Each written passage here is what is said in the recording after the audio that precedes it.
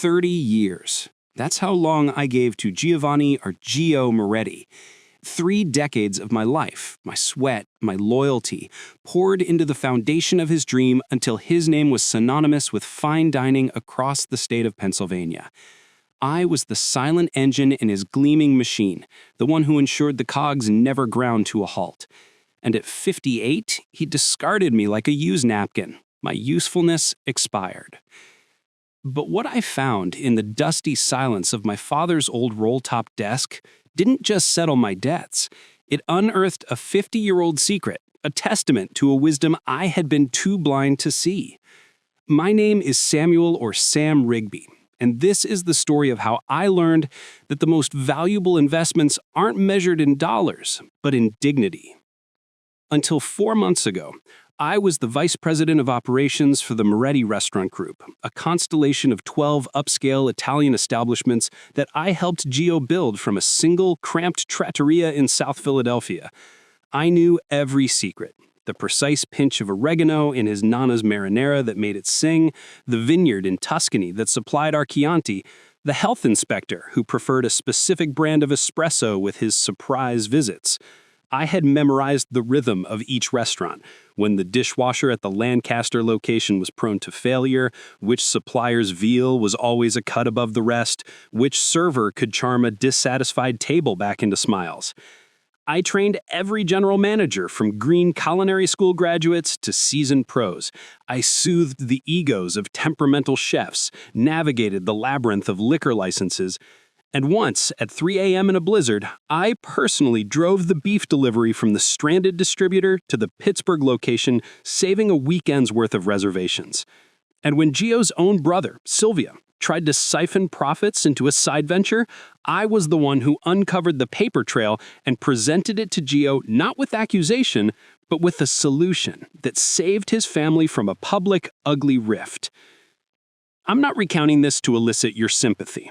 I'm telling you because there are moments in life when the floor vanishes beneath your feet and you're certain the fall will be endless.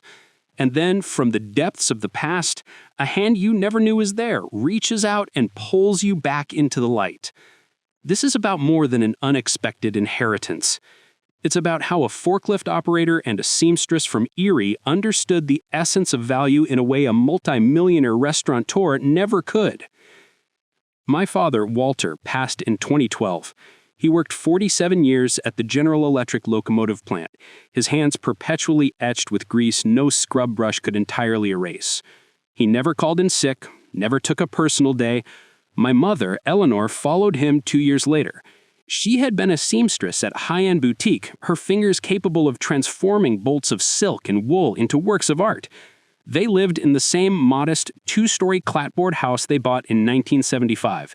They drove cars until the wheels were practically square, tended a vegetable garden that fed half the neighborhood, and, as I now know, while they were patching knees on my jeans and resoling their own shoes, they were performing a feat of financial alchemy that would leave me breathless.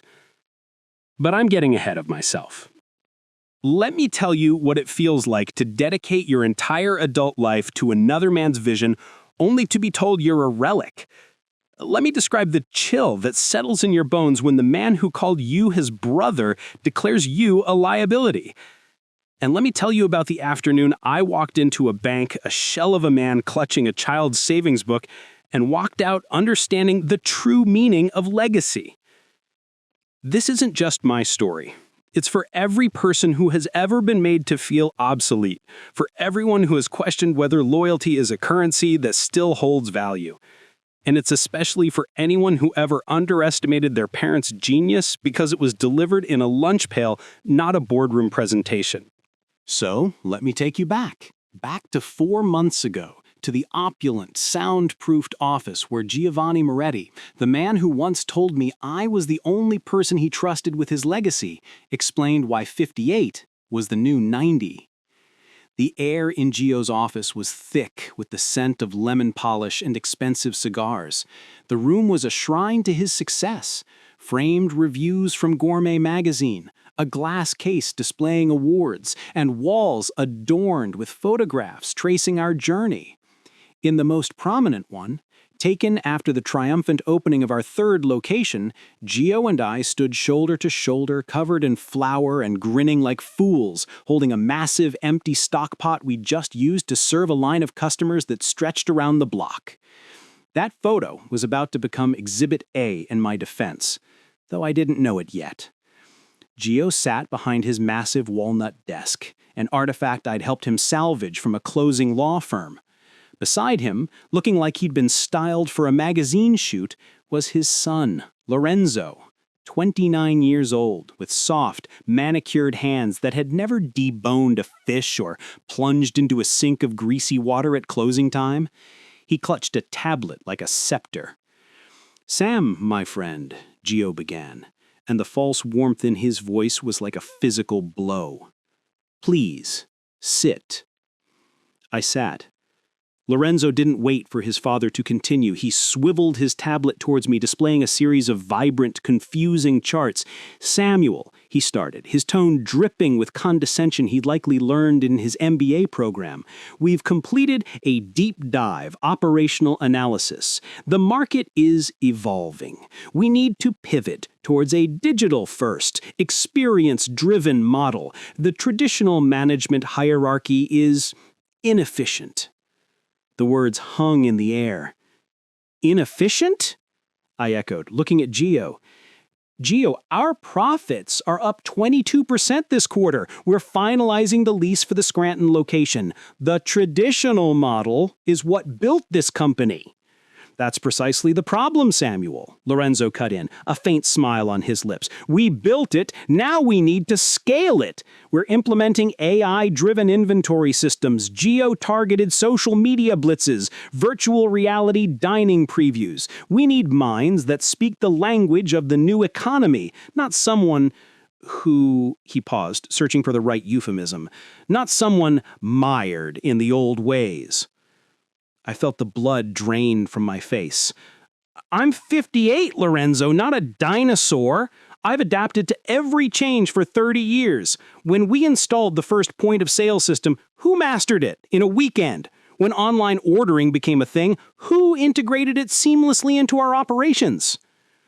Gio finally spoke, his eyes avoiding mine, focusing instead on a paperweight on his desk. "Sam, it's a young person's game now. This TikTok, this Instagram, Lorenzo understands it. It's a different world." "It's the same world, Gio. It's about good food, good service, and making people feel welcome. It's about the relationships I've built with suppliers who give us first pick because they've dealt with me for 20 years. It's about the manager in Harrisburg who calls me at home because he trusts my judgment." "Sentimentality is a luxury we can't afford," Lorenzo stated flatly. He slid a single sheet of paper across the polished wood. "We're offering a generous severance, 3 weeks for every year of service. That's 78 weeks of pay, a full year and a half. More than fair." My hands trembled as I picked up the paper. The number was substantial, a small fortune. But then I saw the clause, the non-compete. It barred me from working in, consulting for, or owning any part of a food service establishment within 100 miles of any Moretti property for a period of 5 years. It was a life sentence. It was exile. 100 miles? 5 years? I whispered, the paper rattling in my hand. "You're cutting me out of the only life I know?" Gio shrugged, a small, helpless gesture that shattered the last illusion. "Business is business, Sam. You always knew that." The words, "You're like a son to me," died on my tongue. I looked at the photo of us young and hungry, and then at the two of them now, well-fed and ruthless. I had no fight left. The betrayal was too complete, too surgical. I signed the paper. What choice did I have? Pride wouldn't pay my mortgage or my daughter's medical school bills. The walk from his office to my car was a funeral procession. Maria, the head hostess who'd been with us since day one, saw the box in my arms and burst into tears. I couldn't even comfort her. I drove home in a daze, the world outside the windshield looking unfamiliar and hostile.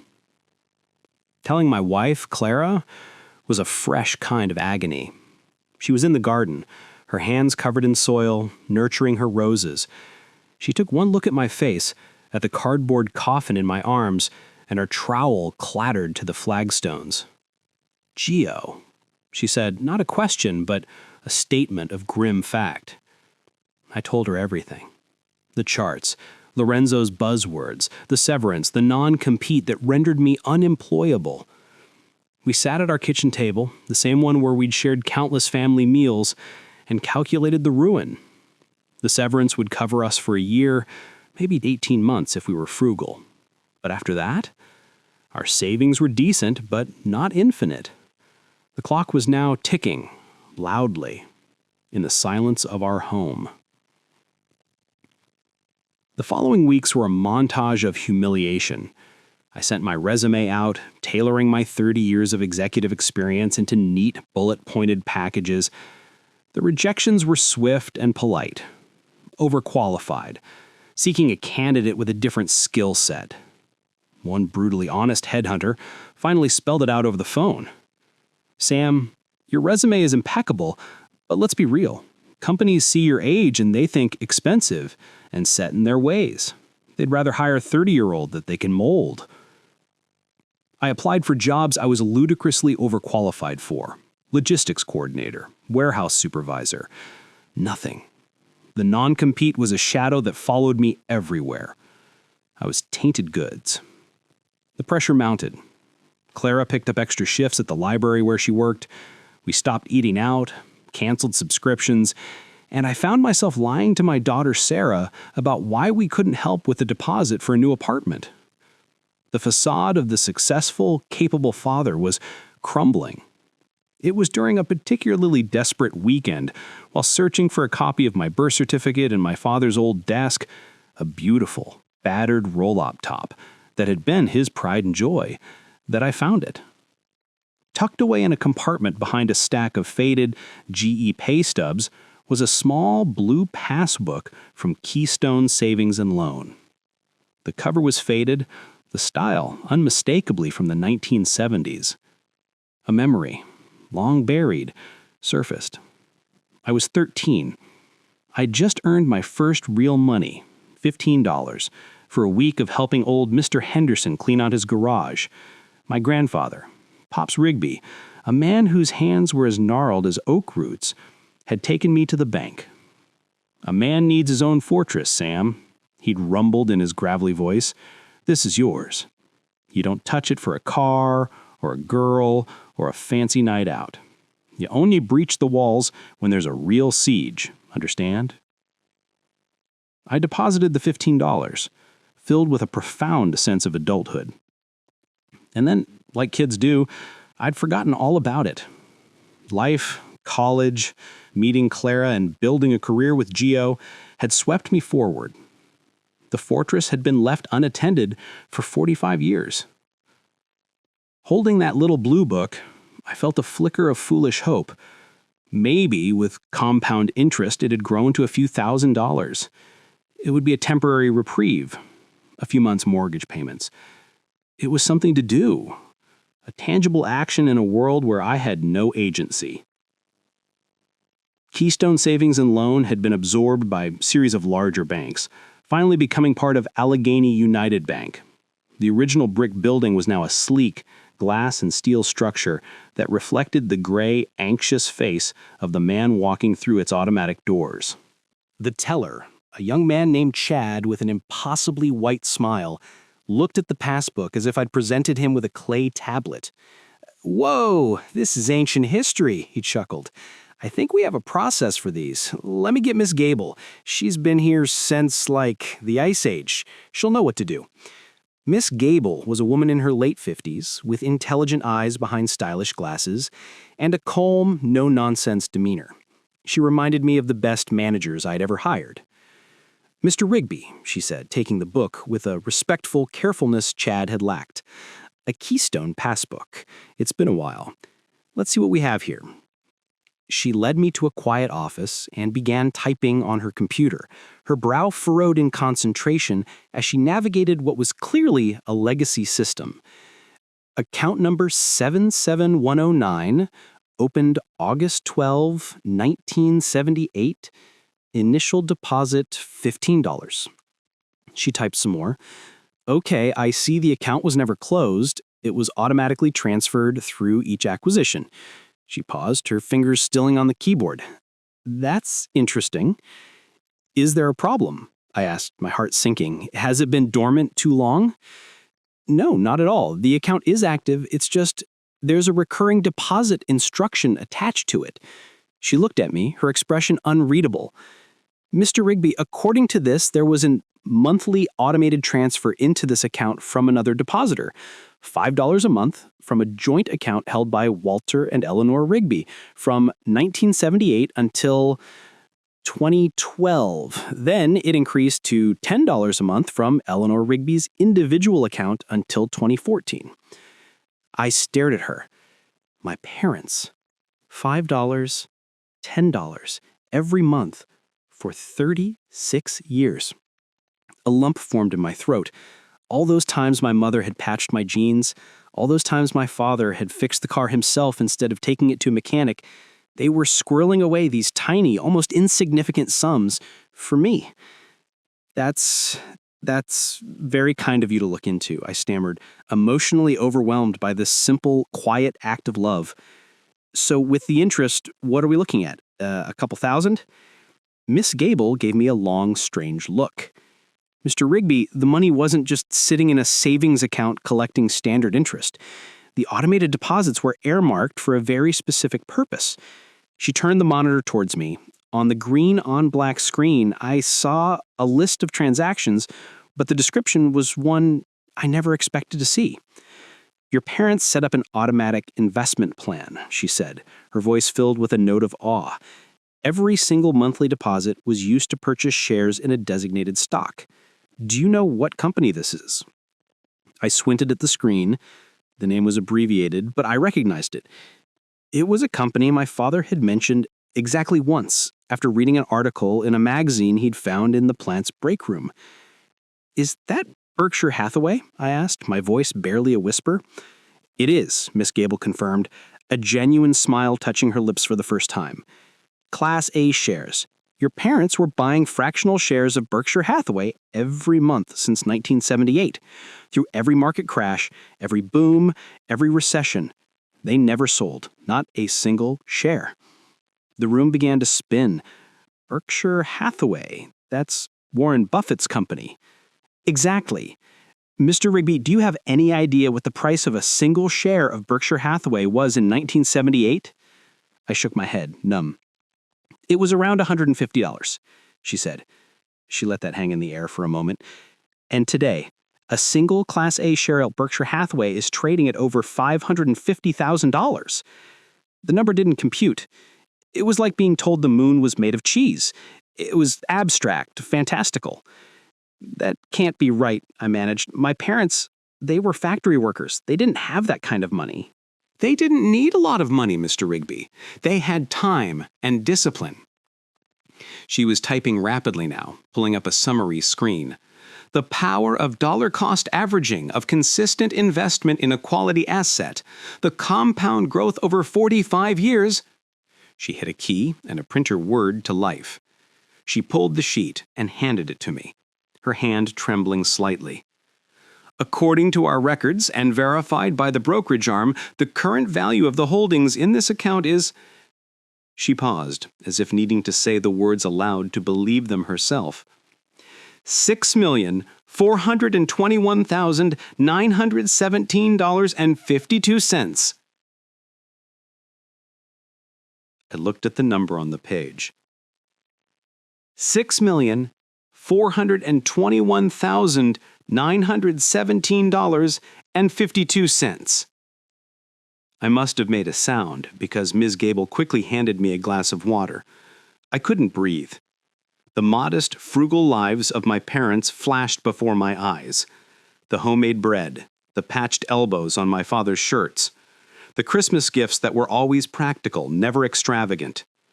All that time they had been building a mountain, one $5 stone at a time. There's one more thing, Ms. Gable said softly. She left the office and returned a moment later with a safety deposit box. From it, she retrieved a sealed envelope, yellowed with age. This was left with instructions to be given to you upon the account's accession. My name was written on the front in my mother's elegant looping cursive. With trembling fingers, I broke the seal. Inside were 2 letters. The first was in my mother's hand, dated August 12, 1978. My dearest Sam, if you are reading this, then life has presented you with a challenge we could not protect you from. We set this aside for this day, knowing that the world can be unkind, even to the best of men. Your father's brother, your Uncle Carl, worked out in Omaha. He would write to us about a remarkable man named Warren Buffett, who ran a company there. He believed in buying wonderful businesses and holding them forever. He believed in patience, in value, in the power of time over cleverness. It made sense to us. We understood building things that lasted. A good marriage, a strong family, an honest reputation. These things are built slowly, with care. The money we put away came from small choices. A walk instead of a bus ride. A repaired zipper instead of a new coat. A meal made from scratch instead of from a box. It was never a sacrifice, Sam. It was a joy. Every $5 was a seed we were planting for you, for a future we believed in but would not see. Remember, your worth is not measured by a title or a paycheck. It is in your character, your integrity, your kindness. Those are the investments that pay the richest dividends. We are so proud of the man you are. All our love, Mom. Beneath it, in my father's more utilitarian script, was a second note, added much later. Sam, your mother wanted to tell you about this when you turned 40. I said no. You were flying high with Giovanni. You didn't need a safety net then. But a man always needs a fortress. Remember what Pops said. We built this one for you. Use it not just to live, but to live well. To build something of your own. Something that matters. Love. Dad. 2012. I sat in that sterile bank office and wept.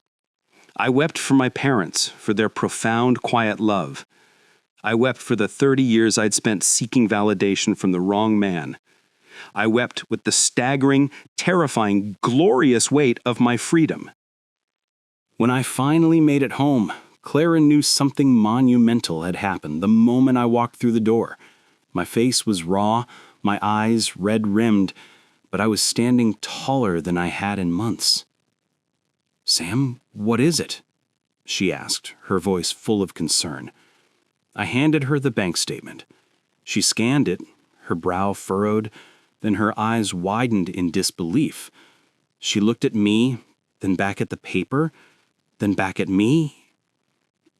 Is this a joke?" she whispered. I shook my head, handing her my parents' letter. She read it slowly, her hand rising to her mouth, tears streaming down her face.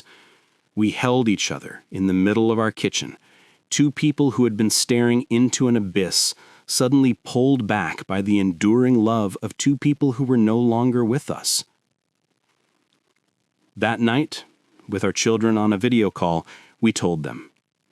There was shock, tears, and then a planning session that lasted until dawn. The money was not a lottery win. It was a tool. It was a legacy. And it came with a mandate. Build something that matters. I knew exactly what I had to do. I didn't want to create another Moretti group.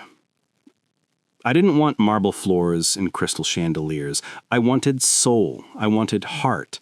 I wanted a place that reflected the values my parents had lived by: quality, integrity, and a profound belief in the dignity of work.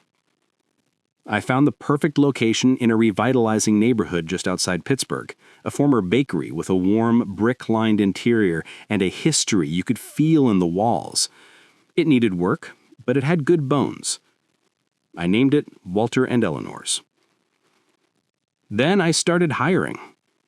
I didn't look at resumes. I looked for people Gio and Lorenzo would have discarded. First was Brenda.